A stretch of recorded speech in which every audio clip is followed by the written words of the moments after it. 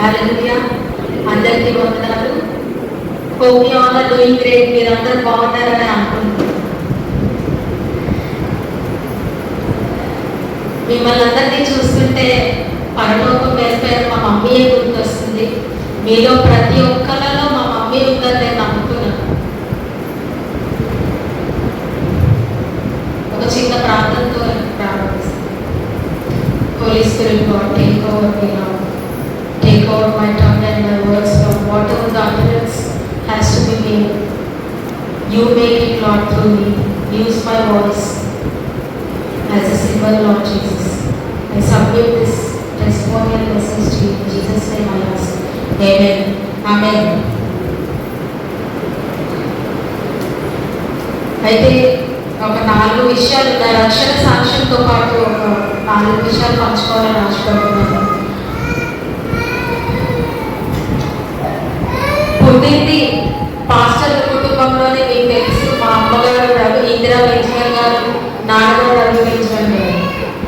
అయితే దేవుని సేవకుల కుటుంబంలో నేను తెలుసుకుంది ఏంటంటే మా తల్లి ద్వారా దేవుని సేవకుల కుటుంబంలో పుడితే సరిపోదు, కానీ రక్షణ అన్నది ఇట్ ఈస్ పర్సనల్, ఎవరి వ్యక్తిగతము అని మా మమ్మీ చెప్పేవారు. నాన్న మీరు రక్షించబడ్డారా లేదా అని అదే మాట మా మమ్మీ అడుగుతూ ఉండేవారు. అమ్మ అడుగుతున్నప్పుడు మా దగ్గర జవాబు ఉండేది కాదు. అయితే మరి నేను ఎలా రక్షించబడాలో కూడా, రక్షణ అంటే ఏంటో కూడా తెలిసేది కాదు. అప్పుడు మమ్మీ చెప్పారు, నాన్న మన పాపాలన్నీ దేవుడి దగ్గర ఒప్పుకుంటా ఉండాలి, దేవుడు అప్పుడు దర్శిస్తాడు అని. అయితే నేను 2 సంవత్సరాలు దేవుడి దగ్గర నా పాపాలన్నీ కూడా ఒప్పుకోవడం మొదలుపెట్టాను. ఫస్ట్ దేవుడు మన క్రైస్తవ జీవితంలో తొలిమెట్టు ఏంటంటే రక్షణ అన్నది మనకి తొలిమెట్టండి. ఆ మెట్టు లేకుండా దేవుడితో సహవాసంలోకి కానీ పరిచర్యలోకి కానీ వెళ్ళినా కూడా అది ఇట్ విల్ బి వేస్ట్, అది వ్యర్థమైపోతుంది. సో మరి ఆ రక్షణ నేను 2 సంవత్సరాలుగా దేవుడి దగ్గర నా పాపాలన్నీ ఒప్పుకొని, దేవా ప్రతి సంవత్సరం అయితే నేను I use to ask something like clothes, నాకు బట్టలు ఇవ్వు లేదా వాచ్ ఇవ్వు దేవా అలా అడిగేదాన్ని. 2008లో దేవుడిని నేను అడిగేది ఏంటంటే, దేవా నాకు పుట్టినరోజు కానుకగా రక్షించబడాలి అని అడిగేది నేను. హల్లెలూయా. దయచేసి అందరూ హల్లెలూయా చెప్పండి. 2008లో నేను ఆ రోజు అడిగేది నేను మరి నా బర్త్డే గిఫ్ట్గా నేను రక్షించబడ్డాను అని నాకు తెలియాలి దేవా అని. దేవుడు ఎప్పుడు పలికాడంటే నన్ను నేను తగ్గించుకొని ఆయన ఎదుట నేను పాపిని అని ఒప్పుకున్నాను. ఆ దేవుడు నా మాట విని ఆ రోజు మే 6 నా పుట్టినరోజు దేవుడి హస్తం నా గదిలోకి వచ్చి, ఆయన బలమైన సన్నిధి నా గదిలోకి వచ్చి కీర్తన 103:3 చూపించింది ఆ హస్తము. ఆయన నా దోషములన్నింటినీ క్షమించేవాడు, నా సంకటములన్నీ కుదుర్చేవాడు అన్న వచనం ద్వారా నీ పాపములన్నీ నేను క్షమించాను నా కుమార్తె అనే దేవుడు ఆయన తన స్వరం ద్వారా మాట్లాడాడు, వాక్యం ద్వారా కూడా మాట్లాడాడు. ఎందుకంటే నా తల్లి ఎప్పుడు కూడా వాక్యానుసారంగానే జీవించేది, మాకు కూడా అదే నేర్పించింది, వాక్యానుసారంగానే ఉండండి నాన్న అని. సో వాక్యం ద్వారా నీకు దేవుడు మాట్లాడాలి అని మా అమ్మ చెప్పినప్పుడు అలాగే దేవుడు వాక్యం ద్వారానే నాకు కీర్తన 103 నుంచి మరి మాట్లాడడం జరిగింది. ఆ రోజు ఎక్కడ లేని సంతోషం నాకు కలిగింది. నా హృదయంలో ఉన్న భారం అంతా వెళ్ళిపోయింది. ఆ గిల్ట్, కాండమ్నేషన్ అవన్నీ వెళ్ళిపోయాయి నన్ను వదిలి. అయితే నాకు అర్థమైంది ఏంటంటే దేవుడు చాలా ప్రేమ గల వ్యక్తి అని, దేవుడు చాలా ప్రేమ గలవాడని. ఎందుకంటే మనుషులు చేసిన పాపాలకి వాళ్ళ పాపాలు చెప్పడం కానీ దేవుడు కానీ శిక్షించడం మొదలు పెడితే ఎవ్వరూ భూమి మీద మిగలరు. కానీ ఆయన నేను చేసిన వాటికి ఆయన జవాబు ఇవ్వలేదు. కానీ అంటే చేసిన తప్పిదాలు కానీ పాపాలు కానీ వాటికి తగ్గ నన్ను చూడలేదు. కానీ ఆయన ప్రేమతో నన్ను గెలుచుకుంటాడు. హల్లెలూయా. ఆయన ప్రేమే నన్ను నిలబెడుతుంది. ఈ రోజుకి అదే ప్రేమ నన్ను నిలబెడుతుంది.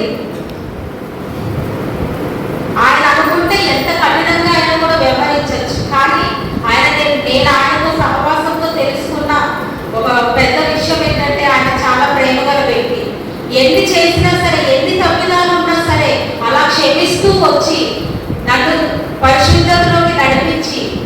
దేవుడు ఆ విధంగా మార్చడం జరిగింది. అయితే హెబ్రీయులకు రాసిన పత్రిక 4:12 ఉంటుంది కదండి. అక్కడి నుంచి మరి నాకు రాత్రి పగలు వాక్యం చదవడం మొదలు పెట్టాను. నా గదిని దాటి వచ్చేదాన్ని కాదు. 200 అధ్యాయాలు 500 అధ్యాయాలు రాత్రంతా పగలంతా నేను కాలేజ్ మానేసాను. దేవుడితో సహవాసం చేయడానికి కాలేజ్ మానేసేదాన్ని, అలాగే దేవుడితో మాట్లాడుకోవడానికి కాలేజ్ మానేసేదాన్ని. కానీ దేవుడు నాకు ఏ గ్రేడే ఇచ్చాడు, నన్ను ఏం తప్పు చేయలేదు. ఆయనే నాకు నా సబ్జెక్టులన్నీ కూడా బోధించేవాడు. అయితే అక్కడి నుంచి కూడా దేవుడు అంటే రక్షణ అన్నది ఒక్క రోజుతో అయిపోదు. అది మనం బ్రతికున్నంత సేపు ఆ మార్పు పరిశుద్ధాత్ముడు మనలో తెస్తూనే ఉంటాడు. ప్రతిరోజు మనలో ఆ రక్షణ కార్యాన్ని జరిగిస్తాడు, అంచెలంచెలుగా జరిగిస్తాడు. మనుషుల్లాగా ఒక్క రోజులోనే మార్పు అనడు, అలా కుదరదు. దేవుడు అంచెలంచెలుగానే ఎవరినైనా మార్చుకుంటూ సరిదిద్దుకుంటూ తీర్చిదిద్దుకుంటూ వస్తాడు. ఆ విధంగానే నా జీవితంలో జరిగింది. మరి హెబ్రీయులకు రాసిన పత్రిక 4:12 ఉంది కదండి. ఎందుకనగా దేవుని వాక్యం సజీవమై బలము గలదై రెండంచుల గల ఎటువంటి ఖడ్గము కంటెను వాడిగా ఉండి ప్రాణాత్మలను కీళ్లను మూలుగులను విభజించినంత మట్టుకు దూరించు హృదయం యొక్క తలంపులను ఆలోచనలను శోధించుచున్నది.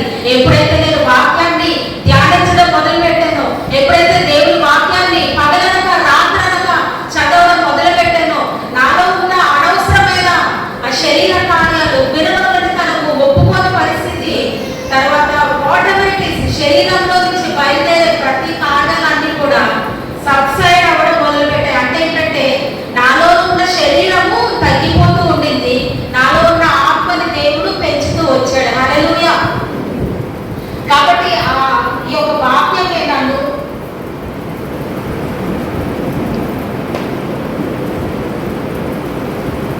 నా కీళ్ళలోనికి దూరింది.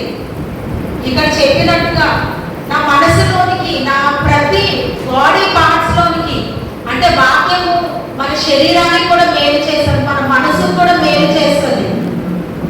మన మనసులో ఉండకూడని అనవసరమైన ఆలోచనలు, మన జీవితంలో చేయకూడని అనవసరమైన పనులు, దేవుడికి ఇష్టం లేనివన్నీ వాక్యం ఏం చేస్తుంది, ఒక్కొక్కటిగా దూరం చేసేస్తూ ఉంటది. హల్లెలూయా.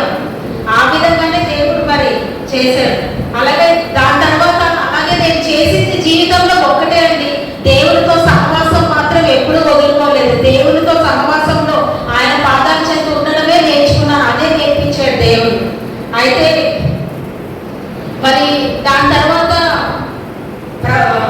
ఇతరుల గురించి దేవుడు చూపించడము అయితే ఏంటి, అన్ని జరుగుతూ ఉంటే, కానీ ఒక గొప్ప శుభవార్త ఏంటంటే ఎప్పుడైతే నేను వాక్యాన్ని చదివానో, వాక్యం నాలో ఏముందో నాకు చూపించింది, నా మనసు ఏంటో నాకు చూపించింది, నాకు నడవడేంటో నాకు చూపించింది, నేనేంటో నాలో ఉండకూడనివన్నీ వాక్యము ఏరి పడేసింది. హల్లెలూయా.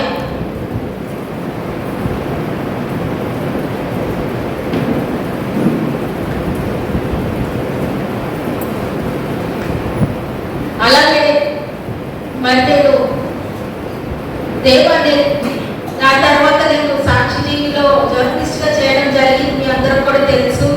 కొంతకాలం మీడియాలో దేవుడు పెద్ద పెద్ద వాళ్ళకు కూడా సువార్త పరిచయం చేయడానికి కూడా సహాయం చేశాడు.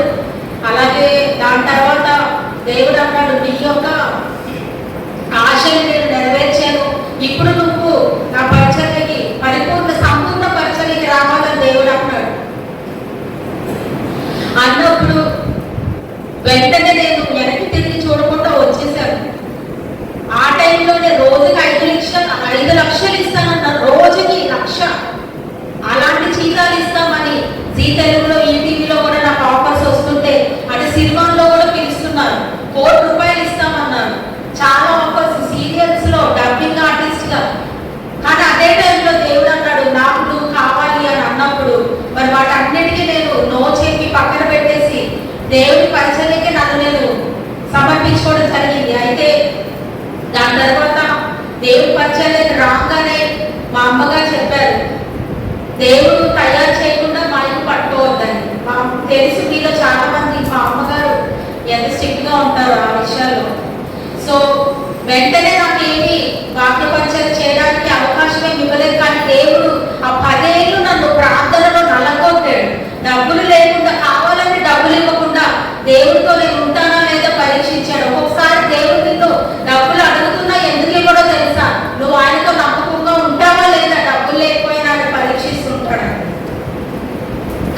సిక్నెస్ టెస్ట్, లోన్లీనెస్ టెస్ట్ అందరినీ దూరం చేసి అప్పుడు కూడా దేవుడు వదిలేస్తానని లేదు, అది కూడా గమనించాడు.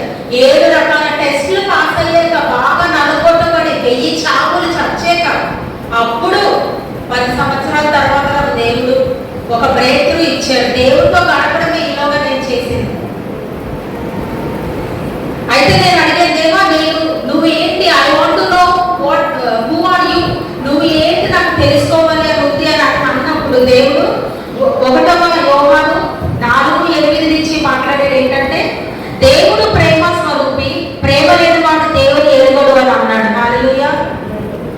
అంటే నాకు అప్పుడు అర్థమైంది, నిజమైన క్రైస్తవత్వం అంటే ఏంటంటే ప్రతి ఆదివారం సంఘానికి వచ్చి వెళ్ళిపోవడం కాదు, కానీ అనుదిన జీవితంలో దేవునికి మనలోన ఇష్టం లేని ఏమైనా ఉంటే అవి తొలగించేసుకోవడమే, ప్రేమ కలిగి ఉండటమే, ప్రేమ కలిగి ఉండటకు ప్రయాస పడడమే నాకు అర్థమైంది.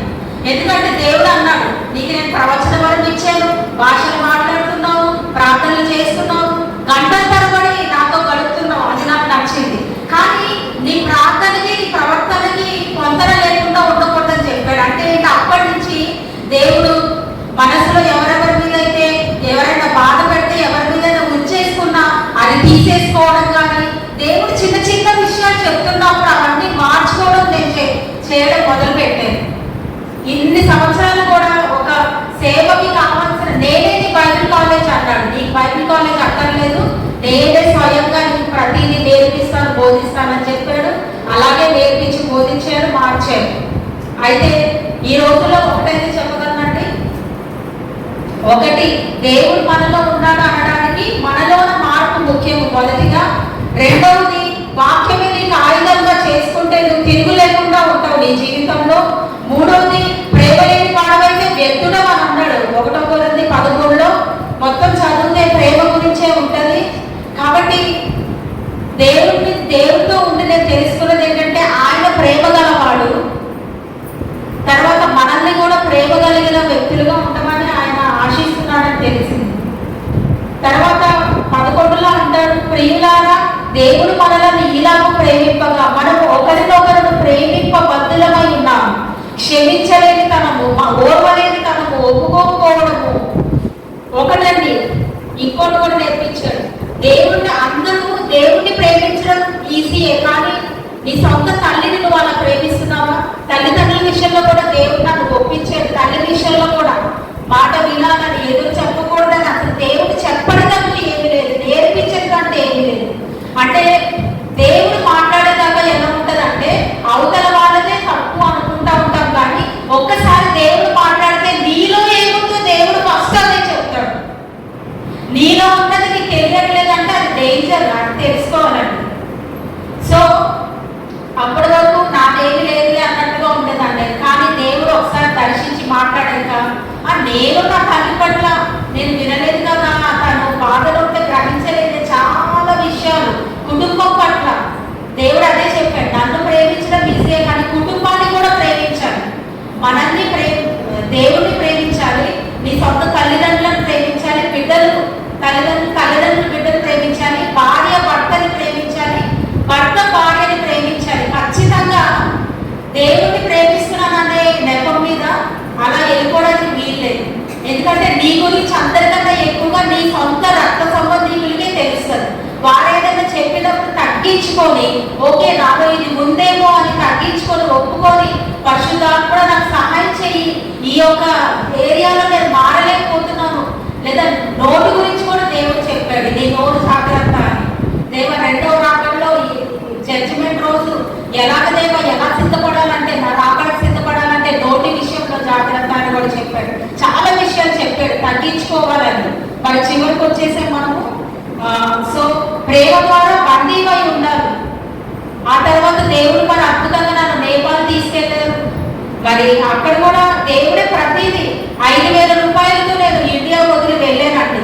వెనకాల బ్యాకప్ ఏమీ లేదు. దేవుడు అలాగా అద్భుతంగా ద్వారం తెరిచి మరి ఆ దేశంలో కూడా దేవుడు గొప్పగా వాడుకున్నాడు. నేను వెళ్ళక ముందే వాడికి దర్శనాల్లో పలానా సేవకురాలు ఇండియా నుంచి వస్తుందని వాళ్ళకి కనబడటము, వాళ్ళని ఆహ్వానించడము, రోజుకి 5 సంఘాలలో ప్రసంగాలు చేయడం జరిగింది. మధ్యరాత్రి 3 గంటలకు లేచి సువార్తకి వెళ్ళిపోయారు.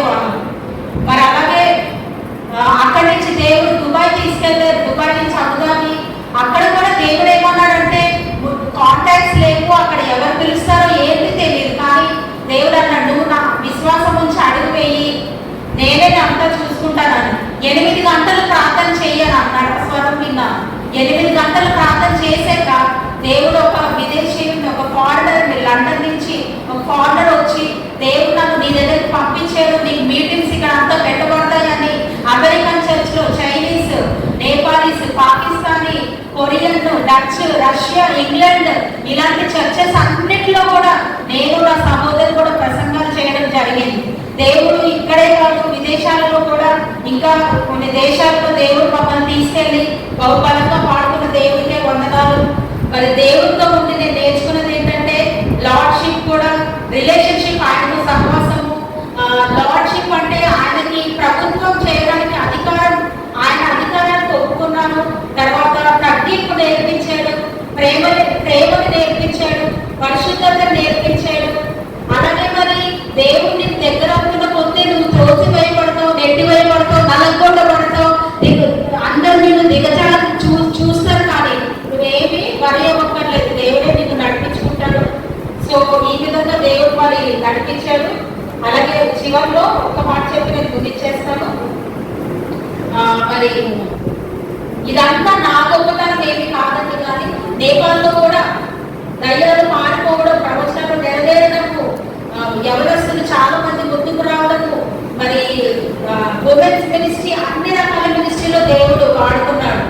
మరి అలాగే లాస్ట్ లో సినిమాల గురించి చెప్తున్నానండి, మూవీస్ గురించి కూడా దేవుడు ఆ ఫిల్టర్స్ చెప్పాడు.